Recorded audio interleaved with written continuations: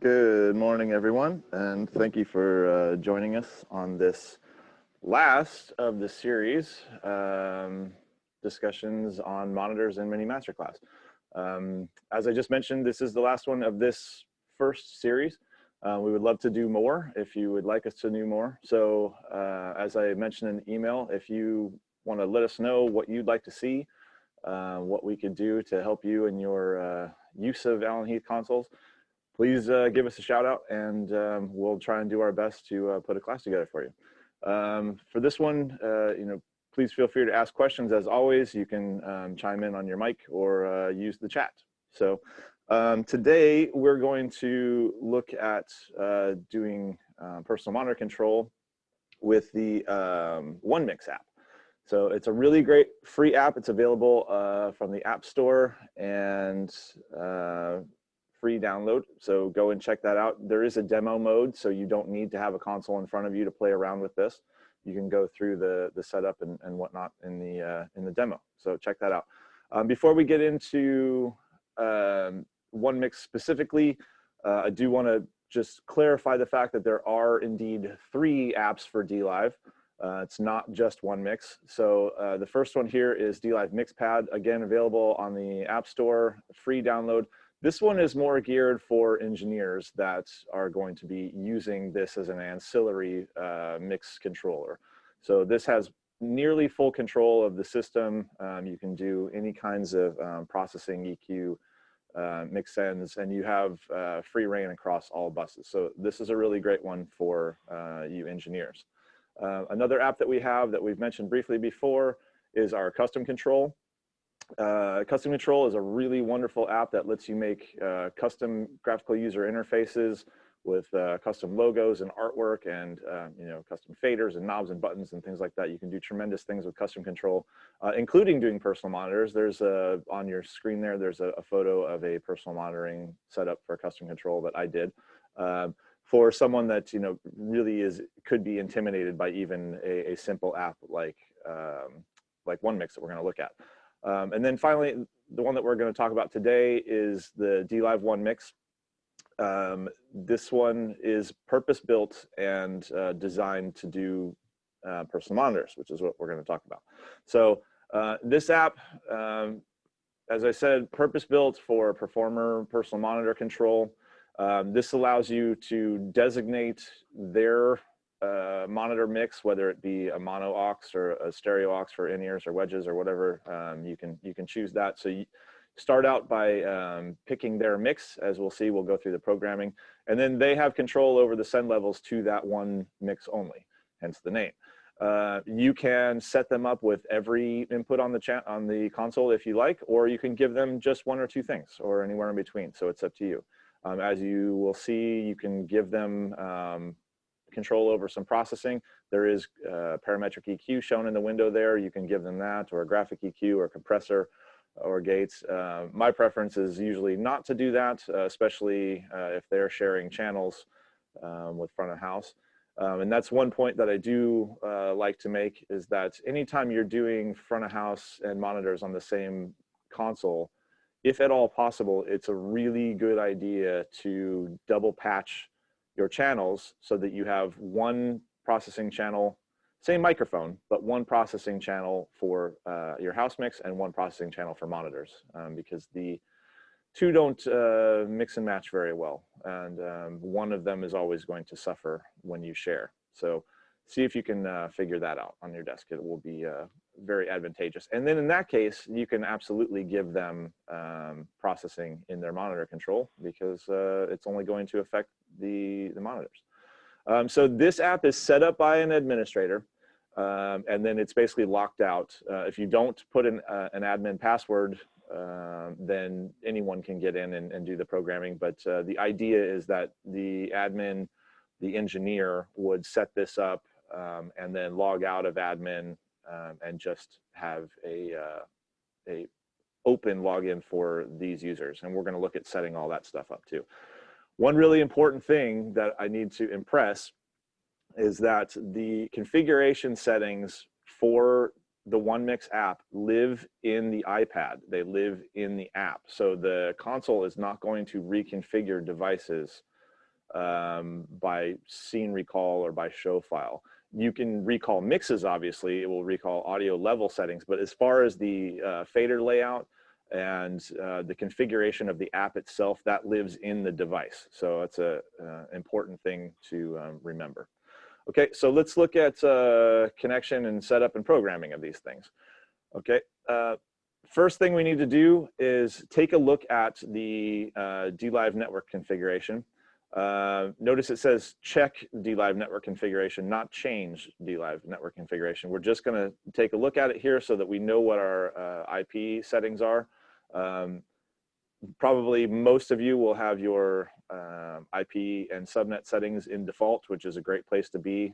Static IP of 192.168.1.70 for the mix engine, and a subnet of 255.255.255.0. But if we want to take a look at that, we're at the DLive home screen here, and then we're just going to go over to Mix Rack. And you can see there we are logged in as admin. You're going to want to be logged in as admin for this whole process. And then we're going to go over to Mix Rack, and then we'll choose the config tab up top, and then over to the network tab. And in the network tab there, we can see that DHCP is off. In almost all cases, DHCP should be off, and we don't want to turn that on. Any of you have been in my other classes, we know what kind of damage that can cause. And then you can see there we have a static IP address, as I said, 192.168.1.70, 255.255.255.0 for the subnet. Yours may be different. That's totally fine. You just need to know what those two values are, because we're going to need to configure our iPad and router to be compatible with this. Something that I really like to impress upon, especially for people coming from other mixers with more complicated networking setups, please, please do not change the DLive network to suit an iPad or a Wi-Fi router. That's not the right way to go about this. Just leave your DLive network settings alone, and we're going to look at configuring everything else to work along with it. The network within the DLive system is the lifeline. It is the critical communication between the surface and the mix rack. So anything that goes into that network port and into the control network has the potential to be disruptive. So we need to be careful about how we configure this, and we'll just leave the DLive network settings as we found them. We're just wanted to check out what they were. So another thing that's important, I feel strongly about, is using a dedicated Wi-Fi router or access point for this. It is not a good idea to put your console on the general Wi-Fi. You really don't want people buying things on Amazon on the same network as your console. So you want to have segregated control. Wireless access points are very affordable these days. It doesn't have to be some crazy enterprise grade. Any normal off-the-shelf Wi-Fi router will give you great service for many years. So we're going to take a look at the Wi-Fi router. They're all different, so I couldn't go into the, get into the specifics of them. But when you connect to the router, I like to use my laptop with just a dedicated, coming out of the laptop by Cat5 and go into the LAN port of one of the LAN ports of the router, and type in the default IP address of the router into a web browser. And you can find that always on the bottom of every router. I'm sure it's in the manual for ones that still come with manuals. Most things don't anymore. But there's always a sticker on the bottom with the default IP. A lot of them have now gone to having a web address, and you don't need to be connected to the internet to do this. This router you're not going to want on the internet. It's just going to be for communicating with the console. So you'll go into your router, and go into the LAN setup and configure the router to have the same default IP and to live in the same IP range and subnet as what we just looked at in the DLive mix rack. Okay. Once we've set that up, then we're going to change the DHCP range. So this is the range of IP addresses that this router is going to give out. And we are going to set that DHCP range to obviously be in the same range as the mixer. We already did that in the last step. But the important thing here is that we're going to configure it to only give addresses that do not conflict with the mix rack and surface IPs. So out of the box, every DLive mix rack is .70 and every surface is .71. You may have IP controllers that start at .72. You may have other devices that are in that range. So what I like to do is set the DHCP allocation range to say .100 or .150 so that you've got, 100 or 150 addresses, way more than you'll ever need that you can give, and they're very far away from anything that's going to be, one of your console devices. So you can, keep everything separate. Once you have that configuration saved, you'll hit apply or store or whatever it is, and you can, it will restart your router. And then when it comes back up, we're going to connect, this is super important, we're going to connect the Cat5 to one of the 4 or 5 or however many LAN ports you have. They are usually yellow, as you are seeing here.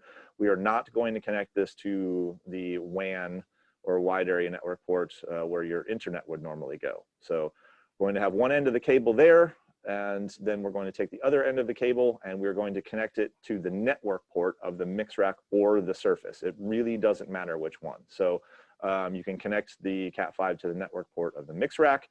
As seen here, it's always right next to the GigaAce. That's a 2-port switch, so it doesn't matter which one you put it into. It's also worth noting that the mix rack and surface are switched together through the GigaAce. So you never want to connect the same LAN to both ports. You would create a loop and you would have unhappy systems. So as I said, you can also use the network port on the surface. No problem at all there. It really makes no difference. It's just whichever one is most convenient for you for signal, for cabling, whatever is easiest for you. Okay. Then after we have the Wi-Fi router connected to the system, we're going to connect the iPad to the Wi-Fi that we just set up. There are, any number of ways to go about connecting. Most people, and it's the default state for iPads, would use DHCP. That's okay, because we did set up that DHCP range to be safe and away from our other devices. But personally, I like to see everything on the network on a static IP. I know what device has what IP address. I don't have anything switching around. I don't have anybody arguing about IP addresses. So I like to see every device. You don't have to do this, it's just a suggestion. But you can put your iPads on a static IP. And to do that, we'll go into the settings. We'll look at Wi-Fi, and you can see there we're connected to the network, which my console network is called Bangs Mega because I have lots of routers, and this is the biggest router that I have. So I have micro, mini, regular, large, and mega, which you can name yours whatever you want. So once we get in there, we can, we'll touch the I button on the, next to the Wi-Fi. We'll scroll on down, and where it says configure IP, it's default to automatic. We can switch automatic to manual. And then under IP address, we can type in a compatible address. I'm going to choose 192.168.1.151. We can do that there. And again, our subnet is 255.255.255.0. So that's directly reflected what we saw in the mix rack. So once we configure those in, we can hit apply, and then our iPad has got a static IP. It will always be that, and you can just give each one of your iPads a separate IP address. Okay. Now, next thing we're going to do is go back to the mixer, and we're going to create a new user profile. As I said, admin has free reign of everything in the desk. We don't want to give our musicians programming capability in most cases. So we're going to create a second user profile. And again, we're going to start at the home screen, and we need to be logged in as admin, as we are. Only admin can do anything with user profiles. And we're going to, again, navigate to MixRack, and then the config tab again, and then the user profiles tab. And under user profiles, you can see that we have our admin account. There's not a password set. We absolutely could and probably should set one. And then we've got 9 other accounts. So we're going to highlight user 2 and make sure that the active light is green there in the bottom so that it will show up. And then we can name it whatever we want. I'm going to name this one OneMix because it's going to be a user account dedicated to the OneMix. You can put in notes in here, whatever. You could have a recall scene. Those things are not necessary. So once we've got that second user configured, then we're going to go to the iPad, and we're going to open up the OneMix app. Obviously, we've already downloaded and installed that from the App Store. So we're going to open up OneMix. It's going to come up to this screen, and it will say Demo Other or DLive MixRack if you've done everything correctly. And we're going to choose DLive MixRack, and then it will bring up the login screen, and we're going to log in as admin. So we'll touch admin and then touch login. That is going to bring us to this point here where we're going to do the setup. So it will come up with this menu. You'll see across the top there, it's highlighted in red, and it should come to that point in default, but there are 2 gear wheels and the setup menu there. So we'll go into setup. The first thing that you need to do here is to choose the mix that they are going to be controlling. So I'm going to give this whole thing a name. So I'm going to change it from OneMix, which is the default, and this is going to be the guitar player's mix controller. So I'm going to set it to guitar. And then I'm going to let them have the graphic EQ and the compressor for this. As I said, you can decide whatever you want to give them. And then across the top, we're going to go to mixes, and we'll choose the guitar player's auxiliary. And that's the first thing we're going to put in. And that's going to designate what bus we're controlling with this controller. And then it's just a matter of adding channels. So I've got 4 layers. The first one is the My Mix layer, and then you've got 3 custom layers underneath that. So because this is a guitar player's mix, I'm going to put the guitars in the, and there's no right or wrong way to do this. You do what you want, but I put the guitars in the My Mix layer. And then in the first custom layer, I'm going to name that drums by hitting settings and turning on drums. And then I'm going to go back out of settings, and then I'm going to just touch all the drums, and they will populate into the layers. You can have 32 channels in each custom layer. The next custom layer, I'm going to pop down, and I'm going to do, we'll call this bass and key. So we'll go into bass key and hit OK on that, and then get out of settings. And then I will touch the bass channel and the keyboard channels, and that's going to be my bass and key layer. And then I've got one more custom layer left. I'll put vocals in there. So we'll just go down and change the name of that one by hitting settings along the side there, and change the name of that to vocals, and hit OK, and then pop out of there. And then I can just touch the 3 vocal channels. And then that's all there is to it. I can populate whatever. I could put effects returns in there if I wanted to. You know, obviously I've got the ability to have any channels that I want. So once I've done that, in the upper left corner, I hit log out to log out as admin. And then I'm going to go back through again, but this time I'm going to log in to my user OneMix. Now it's ready for the user. So they've got the setup is now locked out, and it's not even shown up there. They've got across the top, they've got the options for processing, routing, and then there's the help screen. So as you can see, you know, I've got those layers that I configured. I can now see the graphic EQ and the compressor that I allowed them to have. If I allowed them to have the parametric EQ, that would be in this processing screen as well. I've got always my 4 layers of faders across the bottom. And then if I go up to the top and I choose routing, then so this will catch up in a second here. there we go. I hit routing across the top, and then I've got 2 blocks of faders. So I can leave my mix on top, and I can scroll through other layers on the bottom, or vice versa. So you've got 2 separate layers going at a time here. And with this, they've got their master volume for their guitar mix fader, and they've got all of their channel sends and pans. So quick, easy drag and drop setup. You can change this at any time by logging in as admin, reconfiguring things, giving them more channels, taking channels away. Super simple. And again, this is unique to each iPad. Every iPad can use the same OneMix login, but they will each have their own configuration as you set them up individually, because the settings are stored locally within the app, as we discussed. Okay. Any questions on that? Feel free to use your mic or type in the chat if anyone has any questions. Kind of dangerous to give them EQ ability if they're using monitor wedges. In-ears, if they want to blow their ears up, that's different, right? Agreed. Yeah, I try and be politically correct about it, but to be honest, my preference is to not give them any processing whatsoever.